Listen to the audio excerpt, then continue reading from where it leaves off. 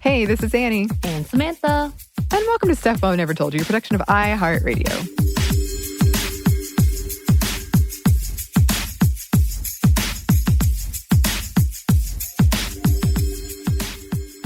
Now, as we record this, it is our potentially final recording day of 2020, December 16th, 2020. And as you're listening to it, it's 2021. So things could have changed. A lot of things could have happened in that time. I just want to say that. I feel like that's the big, little warning at the beginning of every single one. Like, we have learned from 2020. Things change quickly. They do indeed. They do indeed. For my question today, I mean, we've had related questions on this show, but I'm just curious, what's a time you've had a period menstrual fiasco while you've been out and about?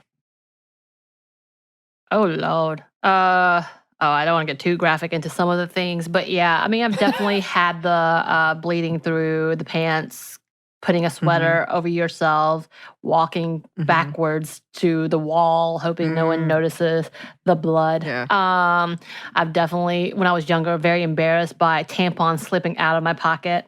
Or into the floor, and people knowing that I have my period. Heaven forbid. You know what, though? I was in so much pain from my period that it wasn't shame to me. I was just in pain, and I really just wanted to go away. So to me, it wasn't necessarily like I was concentrating on that. It was just, why the hell does not only my uterus, my actual vagina, my boobs, my head, my back all hurt? What is happening?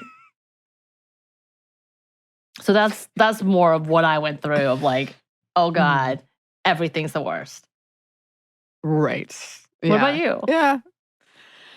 Well, I have a lot of those similar experiences, but I wanted to bring one that's not necessarily period related, because I thought of it. I totally forgot. But as I've mentioned before on this show, I haven't had a period in maybe a decade. Sometimes I'll spot. But remember that time, Samantha, we went to that holiday party back when that was a thing. And so in our building is sort of a mixed use, like Chelsea Market type thing. And our company had split. So How Stuff Works, which used to be a part of us, had moved down to a different floor. And they were having a happy hour. And we went down to enjoy this happy hour, Samantha and I, and it was lovely. And I gave birth to what I call a period baby while I was there. And it was just a huge ass blood clot. Right. And I panicked and I was like, oh my God, what am I going to do? I got to get out of here. And like this really cute guy was talking to me and I was like trying to back away. Like, oh no.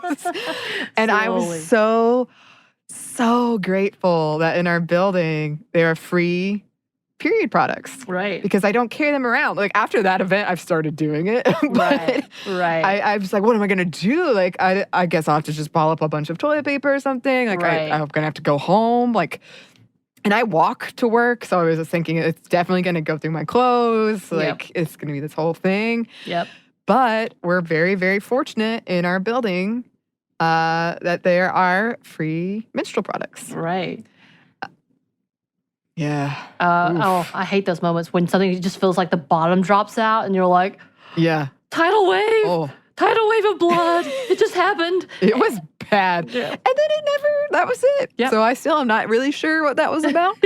But anyway, today we wanted to talk about Scotland recently becoming the first place to offer tampons and pads for free in public facilities. Yay. On November 24th, 2020, Scottish Parliament unanimously passed the Period Products Free Provision Scotland Bill. And this access providing these products falls to educators and local authorities. And they're supposed to provide them, quote, to anyone who needs them reasonably easily and with, quote, reasonable dignity. This is all after Scotland became the first country to require schools and universities to provide these products in 2017.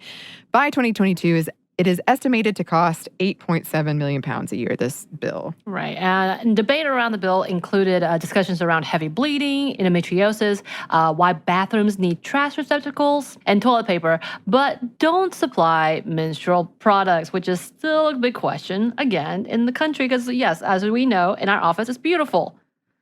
But everywhere else, why not? Yeah. Yeah, it's a very optional thing.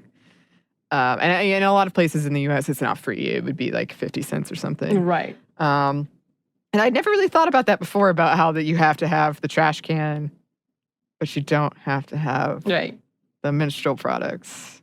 Good point. The bill was introduced by lawmaker Monica Lennon, who has been working on ending period poverty since 2016, and said after it passed that it was, quote, a signal to the world that free universal access to period products can be achieved. Nicola Sturgeon, Scotland's first minister, tweeted after it passed, proud to vote for this groundbreaking legislation, making Scotland the first country in the world to provide free period products for all who need them, an important policy for women and girls. And Scotland's official account tweeted, that's right, Scotland has become the first country in the world to make period products free for all, because in Scotland, we believe it's fundamental to dignity, equality, and human rights. Right.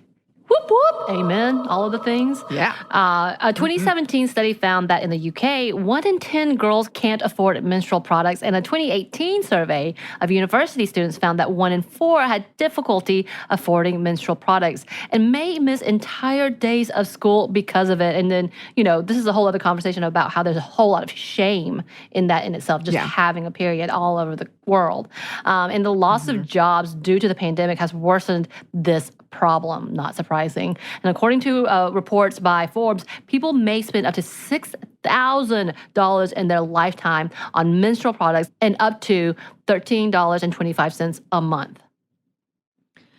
Yeah, so this is that's a big deal if that's something we could remove from as a worry, as a financial strain. Right.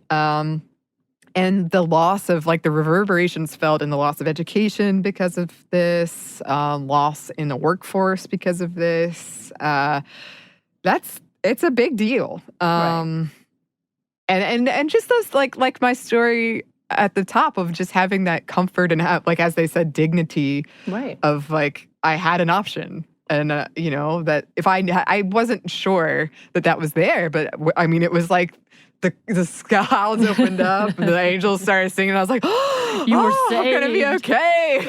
Right. And then again, this kind of also opens up that conversation about the dignity of the fact that there's so much shame behind what is a natural part of your body that we have no freaking choice in. That is not a thing that we have any control about. And the fact of the matter is, there's so much shame and so much pressure on girls trying to figure out how to normalize this, that having it being accessible normalizes it and gives an opportunity to move on and move past the fact that this is just a bodily function that happens in our reproductive system and our growth, period. Yes. Hey, nice. On that note, I'm very excited to see, if the rest of the world will start to follow this example, if we see other countries take note of what Scotland's doing. If we have any listeners in Scotland who have some experience, know something more, please write into us. Be our correspondent. Yes, be our correspondent. You can email us at stuffmediamomstuff@iheartmedia.com. You can also find us on Instagram at Stuff I've Never Told You or on Twitter at momstuffpodcast. Thanks as always to our super producer, Andrew Howard. Thanks, Andrew. And thanks to you for listening. Stuff I've Never Told You is a production of iHeartRadio. For more podcasts from iHeartRadio, visit the iHeartRadio app, Apple Podcasts, or wherever you listen to your favorite shows. Boom.